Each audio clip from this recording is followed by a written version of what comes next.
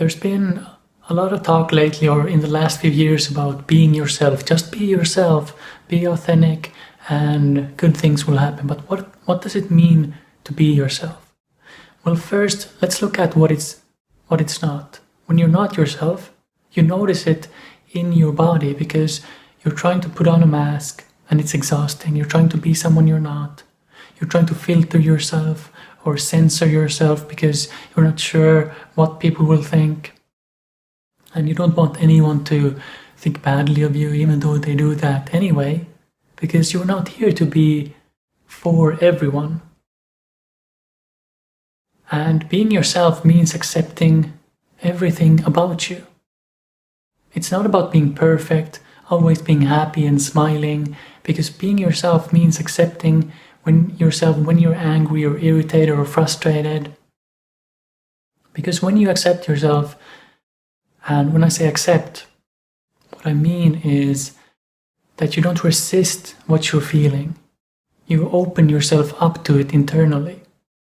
So let's say you're frustrated, and if you resist that, you think, okay, I shouldn't be feeling this because it's not me. Well, it is you because you're feeling it. So we're always experiencing the whole spectrum of life, both the good and the bad, or what we perceive to be good and what we perceive to be bad. So being yourself means accepting all of it. And a funny thing happens because when you accept yourself, even when you're angry, that makes the anger dissipate faster. Because you don't try to resist it, which is just throwing more fuel on the fire. So, yeah, when I'm frustrated or irritated, I don't really try to get rid of it. I simply let it be and I live with it.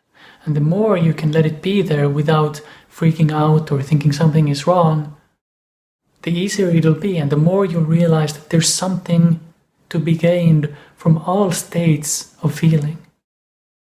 Because if we remove labels, we remove words, then what we have are feelings and states of being, different sensations in our body. And we've learned to label those sensations as anger, disappointment, good and bad, and whatever else. And then on top of those labels, we have expectations and ideas and concepts about what's good and what's not, and what we should be feeling and what we shouldn't be feeling, and it becomes a mess after a while. And truly being yourself means listening to your inner GPS, as I like to call it, your inner navigational system, and it means accepting you for who you are. Because we all have different gifts. Someone may be judgmental or critical, and that could be a negative, but it's also a positive because that person can see what's wrong, what needs to be fixed, and it's all about how that is channeled into what they do. So there's always two sides to everything. It's never that this is bad or this is good.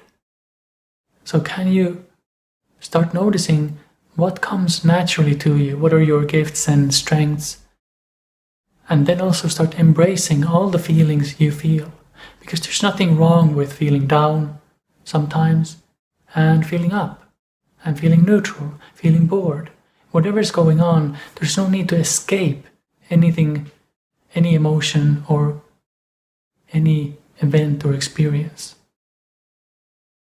So being yourself to me means just embracing who I am. Not trying to filter myself. Now that doesn't mean that I go out yelling at people, because there's a certain awareness where yelling or being critical in the wrong places doesn't really make any difference. So there's also some amount of self-control, obviously, but being yourself means accepting me for who I am, and that's a process that'll probably keep on going for the rest of my life. So I'll never stop discovering who I am, and the longer I live, the more confident I'll become in simply being me.